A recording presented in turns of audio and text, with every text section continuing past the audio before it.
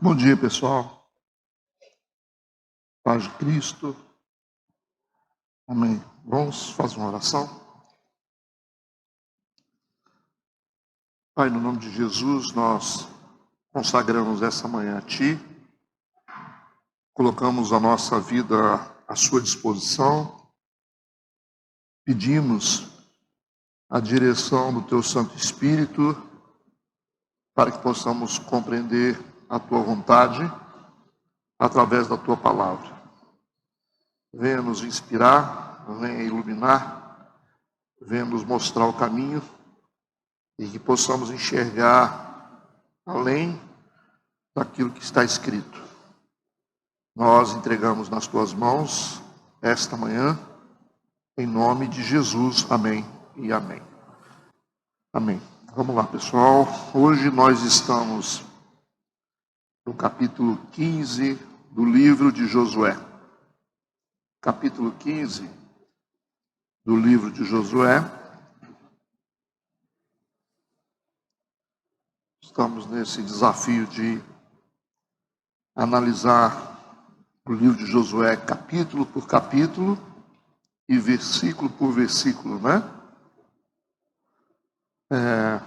No último estudo do capítulo 14, nós tivemos como pano de fundo a herança do Monte Hebron, dada a Caleb pela sua fidelidade, vocês lembram, né? Caleb foi diante de Josué naquele momento que ele estava distribuindo as terras e ele exigiu de Josué aquilo que Deus havia prometido para ele.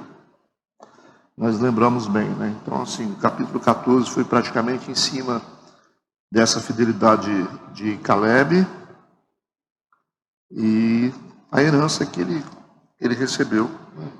Ele reivindicou a herança de Hebron, as terras de Hebron. Nós temos também no capítulo 14 o testemunho, né, de Caleb dizendo que o Senhor conservou ele em vida durante 45 anos, desde a promessa feita a ele, a Josué, por causa daquele bom relatório que ele trouxe, né, a respeito das terras de Canaã. A gente falou praticamente sobre isso, todo mundo lembra, né? E a gente aprende a lição, né, que a maneira como nós enxergamos as coisas que Deus coloca diante da gente tem uma influência muito poderosa no nosso futuro, né? Então, assim, Deus espera que enxerguemos de maneira certa as promessas dele para nós, né? Se ele falou que vai dar certo, a gente tem que acreditar.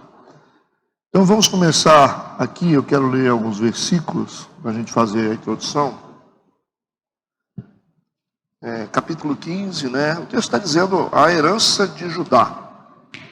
Então é praticamente sobre isso que nós vamos falar hoje, sobre a herança de Judá.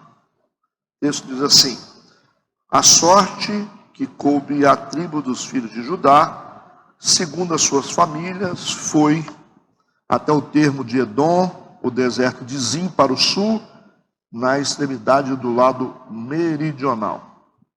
E foi o seu termo para o sul, desde a extremidade do mar Salgado, desde a baía que olha para o sul e sai para o sul até a subida de Acrabim, e passa a Zim, e sobe do sul a Cades Barné, e passa por Esron, e sobe a Adar e vira para Carca, e passa Asmon, sai ao ribeiro do Egito, e as saídas desse termo vão até o mar. Esse será o vosso termo do lado sul. Enfim, né? O capítulo 15, semelhante a alguns outros, trata só dessa descrição das terras que estão sendo distribuídas, certo? Sim, é um conteúdo bem propício para quem não gosta de estudar. Para quem tem preguiça de estudar a Bíblia, a gente já descobre, quando vê um capítulo desse aqui, ele pula. Porque não dá para tirar a retreté daqui, né? Então são informações a respeito da distribuição das terras, é um documento descritivo de todas as terras que foram distribuídas, né? O versículo 1 diz que a sorte que coube à tribo dos filhos de Judá, a gente fica olhando, mas existe sorte, né?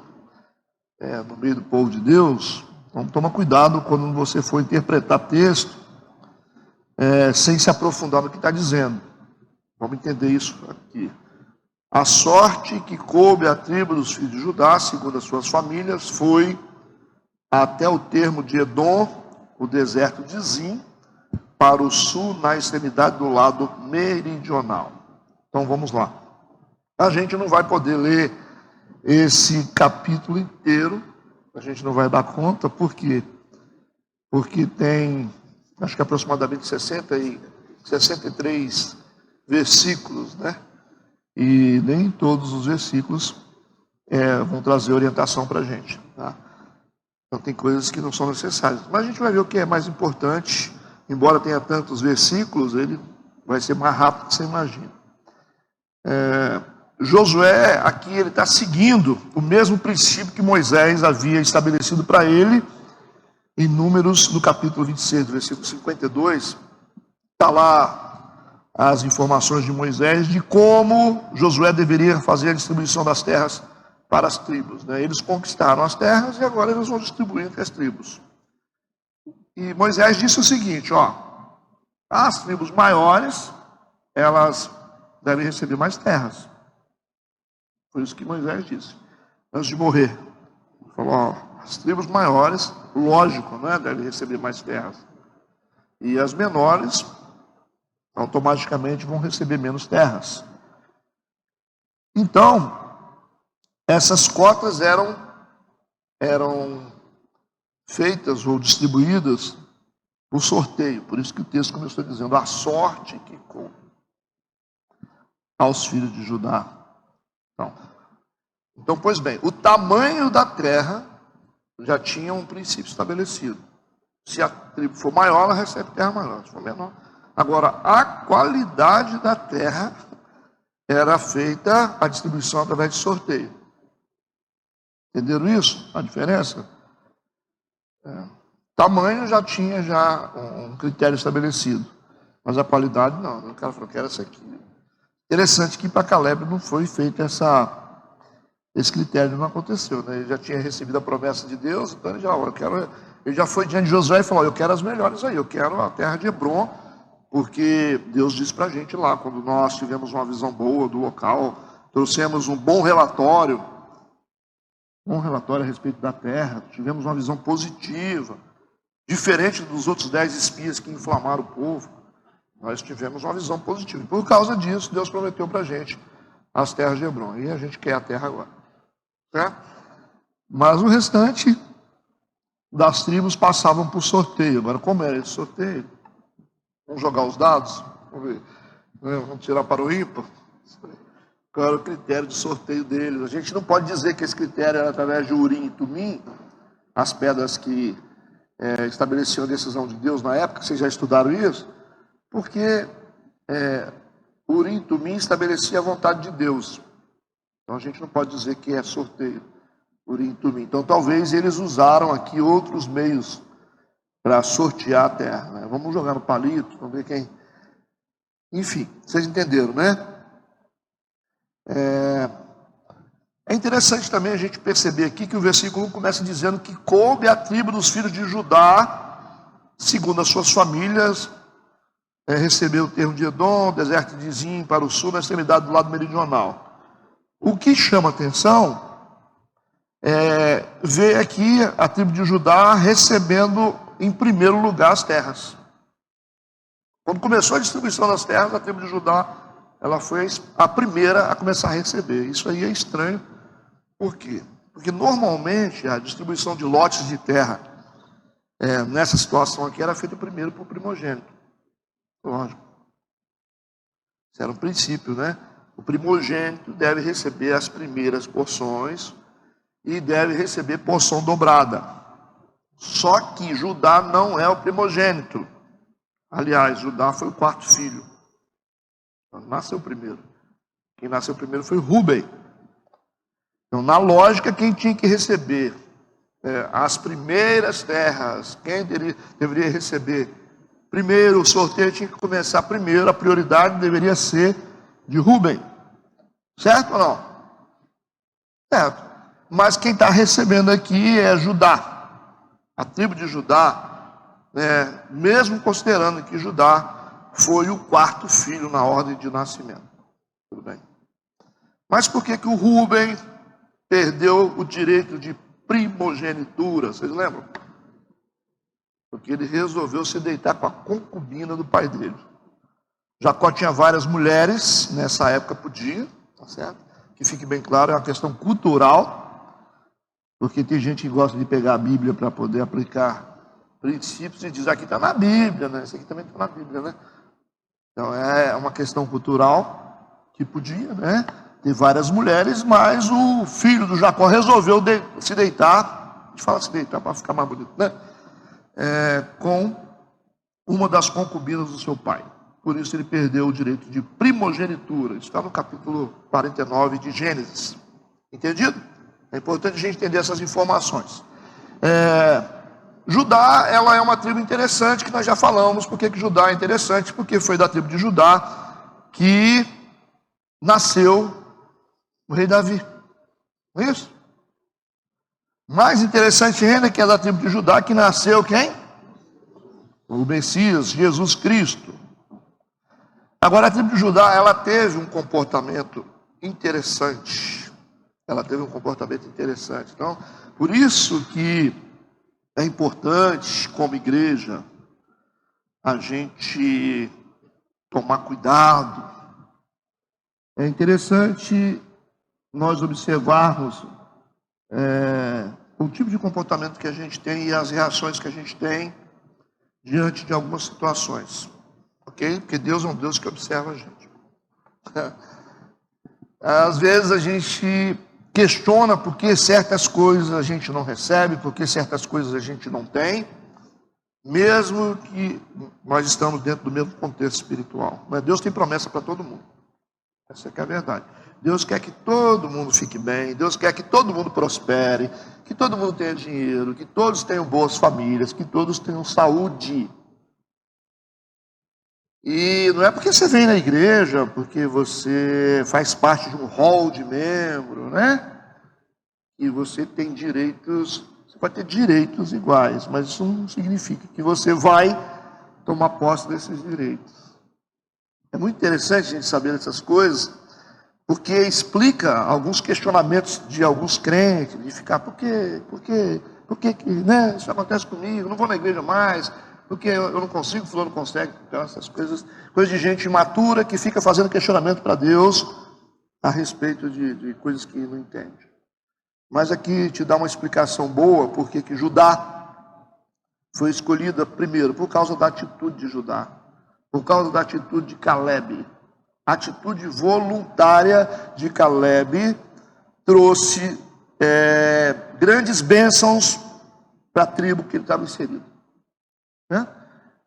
E outra coisa importante é o comportamento da tribo de Judá, eu vou falar aqui, e isso tem a ver também com o nosso comportamento quando Deus propõe alguma coisa, presta atenção, a igreja precisa entender que existe uma voz profética dentro da igreja. Então, quando a igreja ou o pastor está propondo alguma coisa, isso significa que essa proposta, de uma maneira bem assim, misteriosa, é uma proposta de Deus. Certo? Ou vocês acham que Deus vai ficar sentado do lado de vocês, conversando com vocês, e dizendo assim, vocês têm que fazer isso, vocês deveriam fazer isso aqui, mas isso aqui é melhor. Vocês acham que Deus vai fazer isso? Então Deus vai usar pessoas. Por isso que estamos dentro de um contexto de igreja, temos uma voz profética dentro do nosso sistema espiritual, o qual Deus está falando com a gente, através das propostas que Ele nos dá, do estilo de vida que Ele nos cobra, da nossa resposta, das nossas falas, do nosso comportamento, das nossas reações. Então vocês têm que prestar atenção nisso, ser mais espertos em relação a isso, porque Judá recebeu essa primazia, e não foi só terras não, certo? Por causa do comportamento, por causa da reação em relação às propostas de Deus. Certo? E a gente vê, às vezes as pessoas são omissas, Ah, você tem direito de ser omisso. Mas não deveria, né? Você tem direito de ser omisso. Ah, é meu direito, pastor, eu não vou responder isso. Eu não vou fazer isso, eu não quero isso. Eu não vou assumir isso, eu não quero ter esse tipo de coisa. Então, assim, é o direito de cada um, é o livre-arbítrio de cada um escolher se posicionar do jeito que quiser. Mas lembrem-se que isso vai para a nossa conta espiritual. Ah, vai para a nossa conta espiritual. Porque Deus, Ele toma decisões a partir do que Ele observa. A partir do que Ele observa. Deus não vê como vê o homem. É assim que está na Bíblia. Por isso que Samuel falou a respeito de Davi. Deus não vê como vê o homem. Não vê pela aparência. Não vê pela fala. Ele vê o coração do homem. Deus sabe quando você não pode. Deus sabe. Deus sabe quando você tá sabotando, quando você está inventando, quando você está despistando, quando você está fingindo, quando você está passando pano. Deus sabe todas essas coisas. Então Deus é um Deus que lê o coração.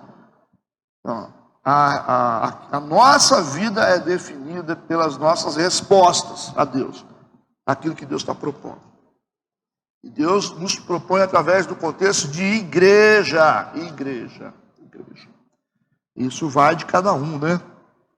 Isso vai de cada um. E aí Deus está observando a gente. Mas como é que esse cara reage a isso? Às vezes são coisas que são tão simples. Ah, mas Deus testa a gente em pequenos detalhes. Lógico, pequenos detalhes. A maneira como você fala, a maneira como você faz, a maneira como você reage, a sua motivação. É assim, Deus está observando. Então é muito fácil entender a vida de pessoas dentro de igreja. A partir desse conceito aqui. É muito fácil entender a qualidade de vida de cada pessoa. Porque a pessoa tem a sensação que está lidando com o ser humano. Você está lidando com Deus. Com Deus que enxerga por dentro. Ok? Aí quando você vê um ladrão na cruz, que é salvo, você não vai entender nada. Você não vai entender nada. Você vai ficar assim, poxa, como é que pode esse negócio?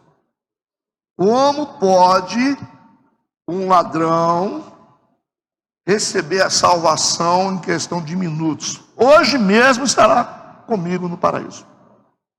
Você entende isso? Então a gente está falando de um Deus que lê coração. Você não entende? Por que religiosos têm tanta dificuldade para entrar no reino de Deus? Na verdade, religioso não entra, né?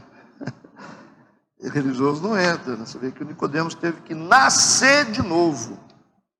O necessário vos é nascer de novo.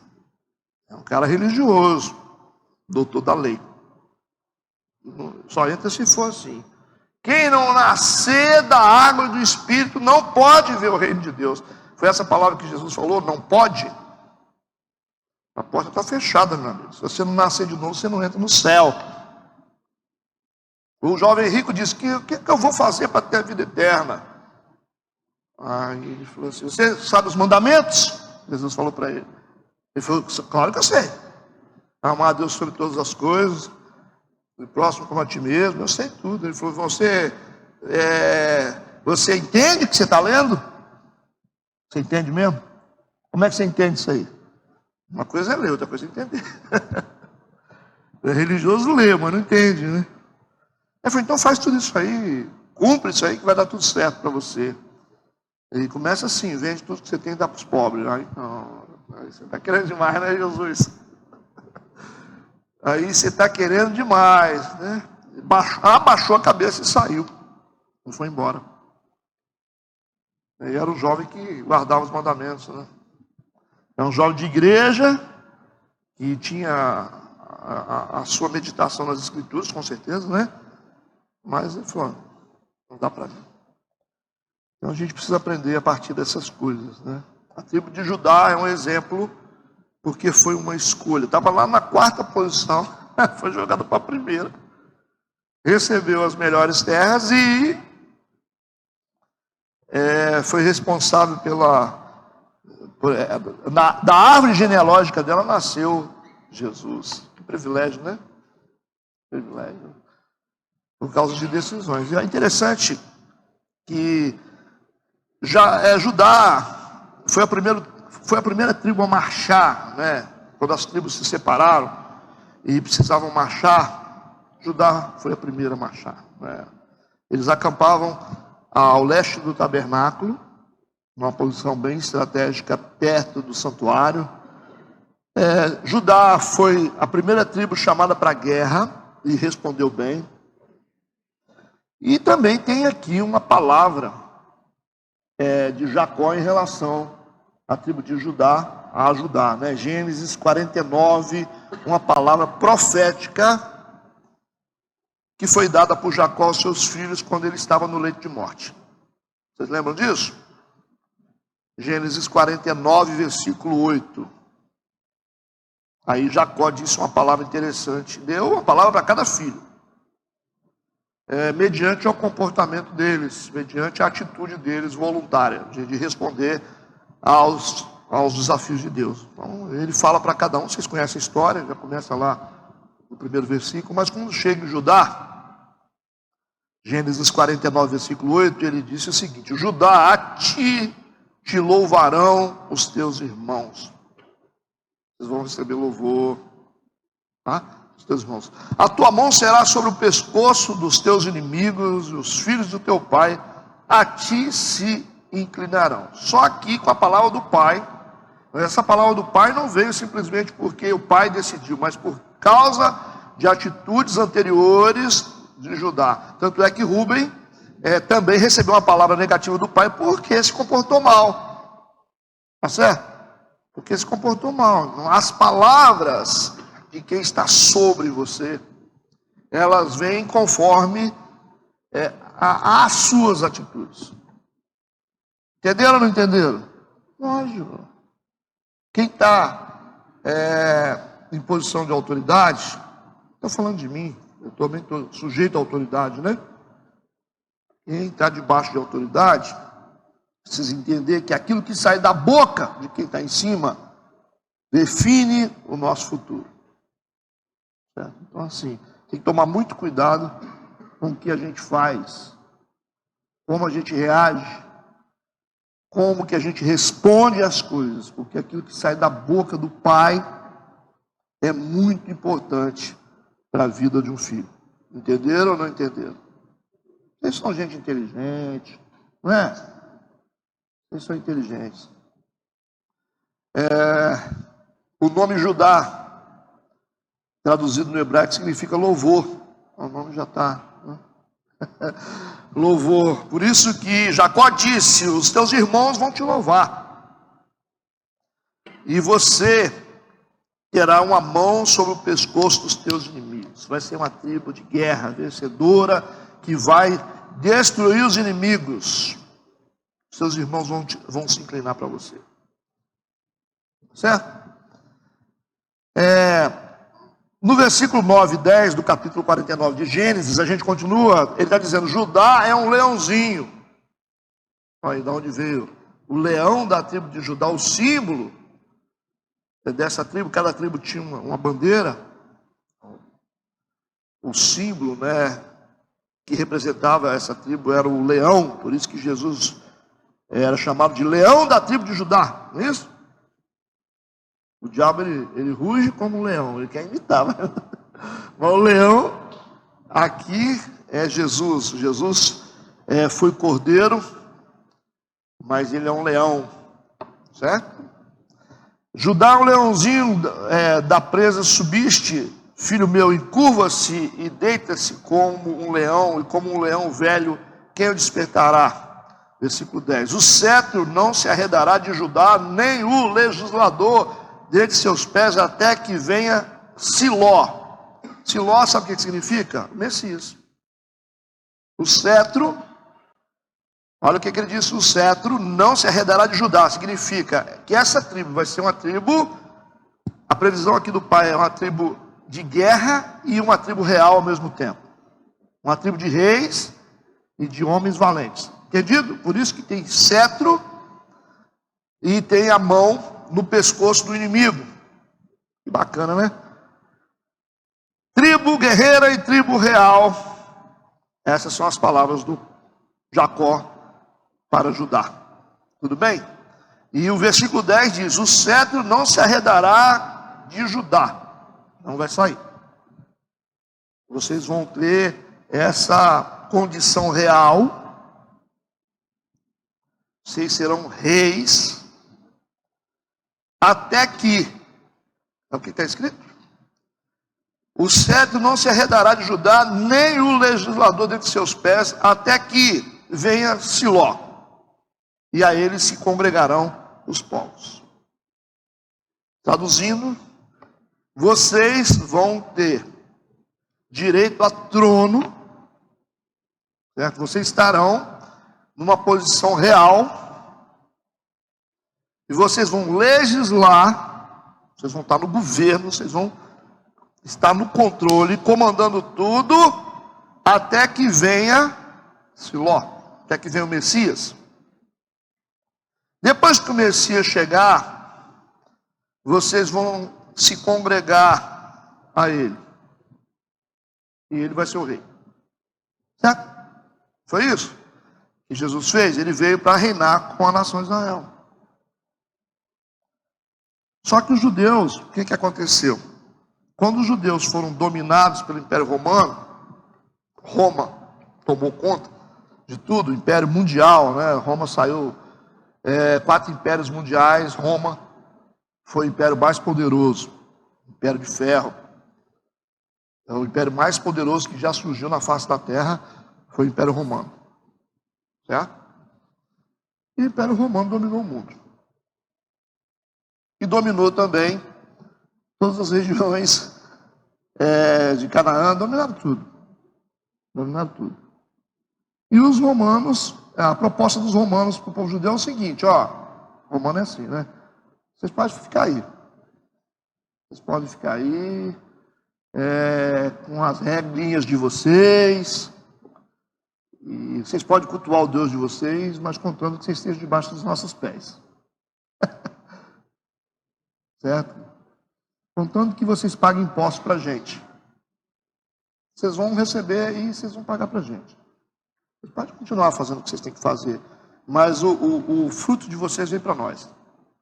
A mesma estratégia do Império das Trevas. O diabo, ele usa o que a gente tem em benefício dele. Essa é a ideia do Império Romano. Era o reino de Deus contra o Império Romano. Então o Império Romano quer isso. Ele não quer. Ele quer usar. Você está pensando que vai passar em cima, vai te derrubar na espada, com a lança. Não, ele vai usar você, deixar você se mover dentro do que você acredita. Mas quem é o rei é César. Certo? É César. Então, é interessante, né? É igual o crente que se desvia, né? O crente que se desvia, ele prega e depois ele passa aquele dom dele para fazer outras coisas lá fora, porque o rei dele agora é César, é romano. O cara toca na igreja, isso é bom para as pessoas ouvirem, né? É joia isso. Depois ele está tocando lá em outro lugar, nos botequins da vida. O que aconteceu com esse cara? Aconteceu com esse cara que o Império Romano pegou ele e disse assim: você pode continuar tocando, tranquilo. Você vai continuar com o seu dom, mas o seu dom agora vai beneficiar o Império Romano, vai beneficiar Satanás. Você está achando que o diabo vai tirar seu dom? Não tem nem poder, né? Porque o dom foi dado por Deus. Nem Deus tira. É usar o dom de outra forma. É canalizar a energia que você recebeu para o lado negativo. Então tem gente que é valente para fazer coisa errada, mas não para fazer as coisas de Deus. Deus não pegou a valentia de Saulo de Tarso e colocou a valentia dele a serviço do Evangelho? Ele é valente. Assassino, valente, bravo, gostava de sangue. Assim, derramou sangue de muitos cristãos. E depois, no final da vida dele, ele disse: eu já estou sendo oferecido por libação. E o sangue dele foi derramado. Então a gente precisa entender o seguinte: essa é uma guerra espiritual gigante, onde nós temos que usar os nossos talentos a serviço de Deus. E você tem que ter coragem para isso, tem que ter fé. Acreditar que Deus vai te suprir. Certo? Ah, mas eu preciso. Precisa? Poxa, tá certo. Todo mundo precisa, né? Todo mundo precisa. Então, os nossos dons precisam ser usados a serviço de Deus. Porque o dom foi Deus que deu. Quanta gente boa que está aí fora fazendo coisas, se fizesse isso para Deus, hein? Puxa. Usasse a inteligência que tem, a capacidade que tem, o dinheiro que tem, para servir a Deus, que maravilha seria. Os tocadores, os cantores. Ah, pastor, mas foi o diabo que deu o dom para eles. Foi nada, foi Deus. O Império Romano é assim. Fica à vontade. Vai continuar aí fazendo o que você está fazendo. Você vai fazer para mim. Você vai fazer para mim. É assim, vocês vão pagar impostos. E no final quem decide somos nós. Vocês não decidem nada. Não foi assim? Vocês não decidem nada. Tanto é que Jesus deveria ser totalmente julgado pela lei do judaísmo. Mas os judeus apelaram para Pilatos. Era um governador, não é romano, que estava debaixo da autoridade de Herodes. Então, foi apelar. Quem deu o aval para a crucificação teve que ser o Império Romano. É isso? Mas os mentores intelectuais que pediram foram os judeus. Crucifica ele. O Pilatos precisava tomar a decisão. É duro isso quando você vê ímpio decidindo a nossa vida, né? Decidindo a nossa vida. Por que isso aconteceu? Por causa dessa profecia. Versículo 10 de Gênesis 49. O cetro se arredará de Judá, não se arredará de Judá, não vai sair da mão de vocês, até que vence Ló. Vocês vão reinar, até que vence Ló. Quando Jesus chegou na terra, João Batista disse: eis o Cordeiro de Deus que tira o pecado do mundo. Era para os judeus tinham que receber Jesus como Messias. Como eles rejeitaram Jesus, eles não saíram debaixo das garras do Império Romano. O cetro saiu da mão deles. Entendeu isso? Se eles aceitassem Jesus, o cetro ficaria nas mãos de Jesus e os judeus estariam em proeminência. Mas como eles rejeitaram Jesus, o cetro ficou na mão dos romanos. Não é verdade? Porque se Ló veio, mas eles rejeitaram e nós, como igreja, recebemos. O que eles rejeitaram, nós recebemos. Está entendido? Ou não? Quem não entendeu pode fazer pergunta. Tudo bem? Do versículo 2 ao 12, agora a gente vai dar um salto, né? Do 2 ao 12, nós temos o primeiro registro detalhado, primeiro registro, vai ter outros depois ali na frente, das terras e as extensões de terras que Judá iria tomar posse.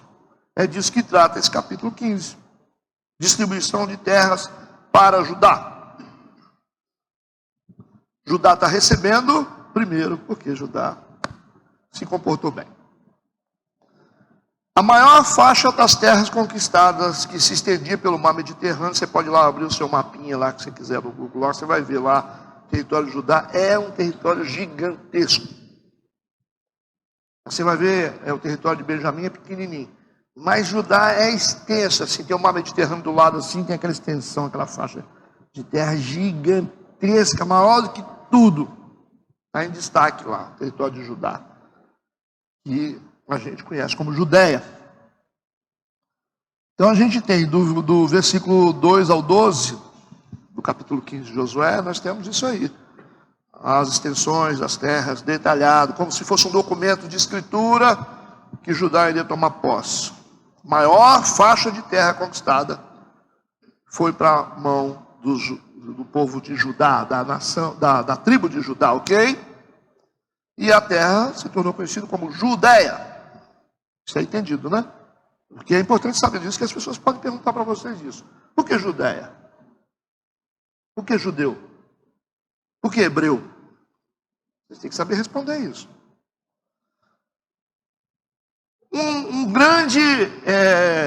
Uma grande faixa de terra.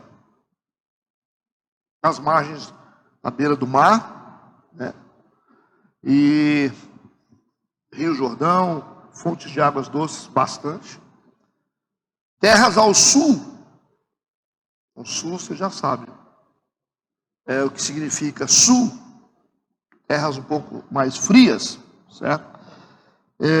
Tem várias regiões de montanhas em Judá, lógico. Foi Israel, é montanha para todo lado. Mas tem vales perfeitos para cultivo de uvas. Por isso que as grandes faixas de terras lá são vales excelentes para cultivo de uva, né? O chamado Vale de Escol, que tem na região. Produzir uva no Oriente, a uva precisa de lugar adequado, né? Por isso que quando os espias entraram nas terras, eles foram exatamente nessa região, no Vale de Escol, e trouxeram os cachos de uvas que tinham que carregar nas costas. Lembra na Bíblia? Eles carregavam numa vara tão grande que eram os cachos de uva. Essas terras aqui vai para ajudar. Versículo 13 agora, já que a gente pulou, passou vários versículos, porque era só narrativa lá das terras. Versículo 13, mas Caleb, filho de Jefoné, deu uma parte no meio dos filhos de Judá, conforme a ordem do Senhor a Josué, a saber, a cidade de Arba, que é Hebron. Este Arba era pai de Anak. Nós falamos sobre isso na semana passada, que essas terras que foram reivindicadas por Caleb, havia possibilidade de gigantes, anaquins lá em cima. Aí ele até falou para o Josué, se tiver a gente bota para correr. Ele falou, estou velho, mas eu estou valente ainda, né? Eu estou com a mesma força que eu tinha quando eu era mais novo, quando Deus fez a promessa, lembra disso? Mas se tiver gigante, a gente dá um jeito. Então lá em cima, a cidade de Arba, que é Hebron, lembra disso? Hebron, de onde veio Hebreu. Este Arba era pai de Anak. A gente falou sobre isso na aula passada. A Arba é o nome de um gigante local daquela área. Talvez um líder daquela área. É um dos Anaquins. E Arba é interessante que em hebraico é o número 4. Você não conta 1, 2, 3, 4? Então Arba é o número 4. Você fala 4. O hebraico fala Arba. Entendido? Mas por que isso? Também chamado, se vocês quiserem digitar no Google de vocês, Vila dos Quatros. Tudo bem? Então o local era chamado de Arba, cidade de Arba, ou cidade dos quatro, o Vale dos Quatro. Tudo bem até agora?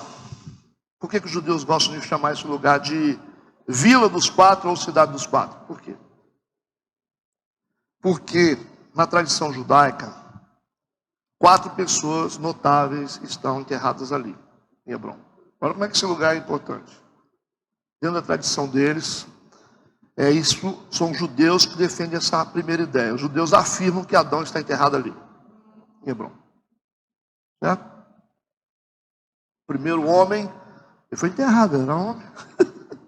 Né? A Bíblia não fala, mas os judeus afirmam que Adão foi enterrado exatamente nesse lugar, em Arba, que é Hebron, nas montanhas de Hebron. Mas nós sabemos que Abraão está enterrado ali. E lá tem uma caverna chamada Caverna de Macpela, que Abraão comprou para enterrar a mulher dele, a Sara. Lembra disso? Ele comprou, então foi nesse lugar. Olha como é que esse lugar é importante. E Abraão está enterrado ali, isso é fato histórico, e todo mundo sabe disso, os ossos dele estão ali. Isaac também está enterrado ali, e Jacó também está enterrado na mesma caverna de Macpela, que foi comprada como um túmulo para a família dos patriarcas. Não todos os patriarcas estão ali. Abraão, Isaac e Jacó, e as suas esposas, salvo, acho que Raquel, que não está ali. Só mais as mulheres estão todas ali enterradas, todo mundo ali. A família patriarcal está enterrada nessa montanha, inclusive, segundo a tradição judaica, Adão. Por isso que é chamado de cidade dos quatro. O quarto aqui é Adão, além de Abraão, Isaac e Jacó. Entendido? Interessante como é que Deus faz essas coisas, né? Ele vai juntando esses negócios. E tudo é profético, né? Tudo é profético. Todo mundo lembra da história. É o túmulo dos patriarcas. Quando você for lá em Israel, né? Procure lá. No versículo 14, diz assim: e Caleb expulsou dali os 3 filhos de Anak. Aí, expulsou ou não expulsou? Cesai, Aimã, Talmai, gerados de Anak. A Bíblia registrou isso. Interessante, Caleb é um cara tão interessante que a Bíblia se preocupa em registrar os feitos dele. Caleb havia dito a Josué: dá-me a terra de Hebron. Lembra disso? Se houver anaquins lá, eu vou expulsar todo mundo. Vou botar todo mundo para correr. Expulsou, né? Caleb está com 85 anos de idade e ainda está perseguindo gigantes. Fica aí a dica para nós. 85 anos de idade, está botando gigante para correr. E os jovens precisam seguir esse caminho, né? Botar o gigante para correr. Esse território é nosso, rapaz. Deus falou que é nosso, é nosso. Sai daí, entendeu? Vai sair por bem ou por mal? Deus falou, está falado, meu amigo. Vamos tomar posse. Tudo que Deus prometeu, eu quero. Esse negócio de eu quero é tão poderoso. A Bíblia diz: pedir, dá-se usar, né? Você começa a pedir demais, Deus dá, né? Até o que faz mal pra gente às vezes. Filho pródigo me pediu: dá-me a parte que me cabe. Pai não deu? O pai é quem? É Deus. De certa forma ele tinha direito, mas o pai estava vivo ainda. Estava considerando o pai como morto. Caleb tem 85 anos e está perseguindo gigantes. 85 anos. Tem o mesmo vigor de antes, ele diz. Aí no versículo 15 a 17, diz que dali subiu aos habitantes de Debir, e fora antes o nome de Debir, Kiriat Sefer, e disse Caleb: quem ferir a Kiriat Sefer e a tomar, lhe darei a minha filha Axa por mulher. Tomou, pois, Otiniel, filho de Kenaz, irmão de Caleb. O irmão do Caleb queria casar com a sobrinha. Nesse tempo podia. O desafio aqui foi o seguinte: Caleb disse: quem ferir esses inimigos aqui, a filha estava na idade de casar mesmo. Ele falou: eu vou conceder a minha filha para casar. Interessante que a gente vê que o Caleb está ficando velho, né? Está com 85 anos, está perseguindo o gigante, mas está perto da aposentadoria. Toda hora tem que parar uma hora, né?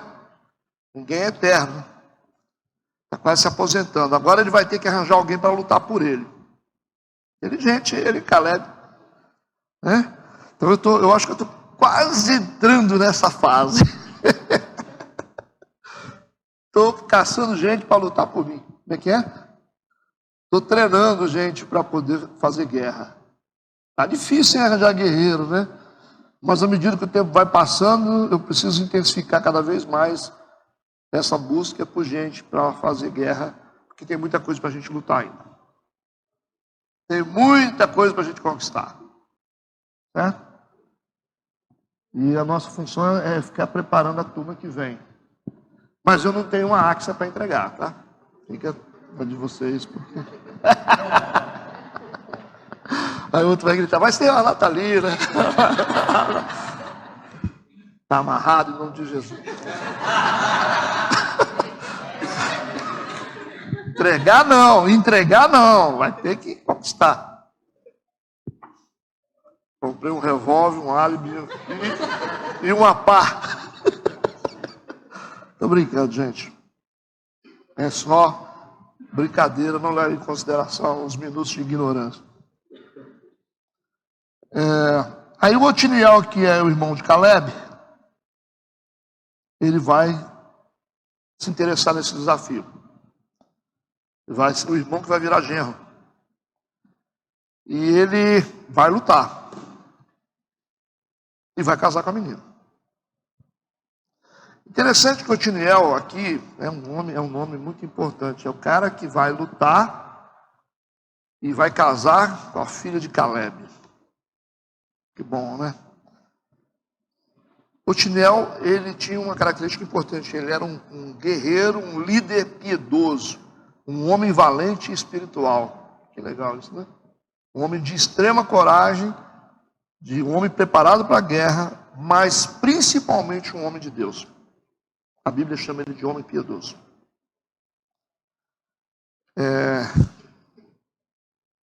O Otiniel, ele é tão importante que o próximo livro que vocês vão ler, que vai aparecer para vocês lerem depois desse aqui, vai ser Juízes. Acabou. Terminou Josué. Não é que nós vamos estudar Juízes, né? Vamos decidir isso ainda. Mas o próximo que vai aparecer o livro vai ser o livro de Juízes. E vai apresentar o Otiniel como o primeiro juiz da nação de Israel.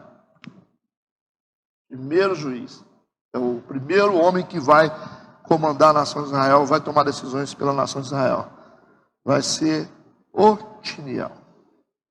Ok? Por isso que ele é tão importante. Vamos seguir. Versículo 18, 19. Sucedeu que vindo ela a ele, o persuadiu que pedisse um campo a seu pai. Ele falou: pede terra para seu pai um pouquinho mais. A gente vai casar mesmo, né? Você podia pedir terra para seu pai. E aí? E ela pediu. E no versículo 19, depois que ela recebeu as terras do pai, o pai deu uma faixa de terra boa para ela. Aí ela disse para o pai: dá-me uma bênção, pois me deste terra seca. Uma terra que não tem água, não tem sentido, né? Dá para o senhor me dar, eu quero terra, agora eu quero uma faixa de terra que tenha água. Lógico, né? E ela disse: dá-me também fontes de águas. Então, ele deu para ela fontes superiores e fontes inferiores. O que é isso? Águas que descem das montanhas, igual cachoeira, que tinha nesse lugar, e águas que nasciam das fontes dos poços que vinham do chão. Águas que vêm de cima e águas que vêm de baixo. Essas são as fontes superiores e as inferiores, tudo bem? Uma terra de muitas águas. Agora, segue a partir do versículo 20 até o 62, o segundo registro que completa a lista das terras que a tribo de Judá recebeu de Josué. Se você quiser ler, você pode ficar à vontade. Eu não vou ler, não. Um monte de nome que torce até a língua da gente. Então é só um registro aí. É bom advogado que gosta de ler contrato. Fica à vontade, tá, Isaac? Você gosta de ler contrato, tá? Assim, é só dizer isso, extensão de terra. Tá. Agora segue tudo isso aí, que é o segundo registro que completa a lista das terras que a tribo de Judá recebeu de Josué. Mas eu quero chamar a atenção para 2 versículos finais. Versículo 62, pula para lá. Diz assim: E Nibsã é a cidade do sal, em Engede, 6 cidades e as suas aldeias. Essa cidade, chamada Cidade do Sal, é uma cidade próxima do Mar Morto. É chamada Cidade do Sal. É um nome antigo esse aqui, da Cidade do Sal, para aquilo que vai ser chamado futuramente Cisjordânia. Vocês conhecem isso aí. A área chamada de área de Qumran, que tem uma caverna onde foram encontrados os manuscritos do Mar Morto. Então, boa parte das escrituras sagradas foram encontradas nessa caverna de Qumran, dentro de alguns potes. Então, parte desse documento que vocês têm lá nas mãos aí, boa parte, foram completados a partir dos achados arqueológicos nessa caverna. Ok? Que completou completou a Bíblia, né? E também foi achado também livros apócrifos, né, que a Igreja Católica tem hoje, mas que não são considerados como livros inspirados. Isso aí é outro assunto. Então, esses manuscritos foram encontrados em 1940. 1940, guerra, né? Próximo da guerra, né? Da Guerra Mundial. Então, foram encontrados nesse clima tenso. Parte das escrituras foram encontradas ali. Menos o livro de Esther e o livro de Neemias. Ali não tinha nada a respeito de Esther e Neemias, porque Esther e Neemias tem a ver com o Império Persa também. É uma região meio específica, os persas tinham uma cultura bem diferente, né? Eles eram bem específicos na cultura deles. Pode explicar por que não acharam nada sobre Esther e sobre Neemias. Os Salmos, boa parte foram encontrados nessa caverna. Foram encontrados 36 exemplares, Deuteronômio 29 exemplares, e livro de Isaías, do profeta Isaías, 21 exemplares.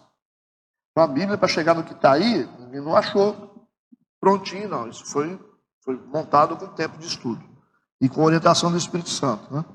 E senão não chegava no que está aí. Vamos para o versículo 63, para a gente fechar. Diz que não puderam, porém, os filhos de Judá expulsar os jebuseus. Expulsou todo mundo, né? Botou os gigantes para correr, mas os jebuseus eles não conseguiram expulsar, que habitavam em Jerusalém. Porque Jerusalém era chamado de Jebus antigamente. Ninguém conseguia dominar esse território, que hoje é Jerusalém. Ali onde está Jerusalém, vocês estão vendo lá onde foi construído o templo. Então, esse território foi difícil de conquistar, porque os jebuseus, eles estavam numa posição estratégica de guerra, e ninguém conseguia chegar neles, porque você não tinha como enfrentar. Estrategicamente, eles estavam numa posição maior, mais alta, então não conseguia, se você entrasse, você morria. Então, foi melhor deixar eles quietos lá, exatamente nesse ponto, que hoje se tornou o lugar mais sagrado e mais importante. Aí fica aí a lição, né? As coisas mais importantes espirituais exigem mais esforço. Verdade? E quem é que conquistou? Só Davi. Foi o segundo rei, Saul foi o primeiro, e tentou, não conseguiu, aí o Davi conquistou. Aí tem a estratégia de Davi conquistando as terras dos jebuseus. Davi consegue entrar, ele faz escavações, tem a maior estratégia de Davi, e Davi é Davi, né? Todo mundo sabe qual foi o papel de Davi na história. Davi conseguiu vencer os jebuseus, expulsar os jebuseus e estabeleceu Jerusalém ali.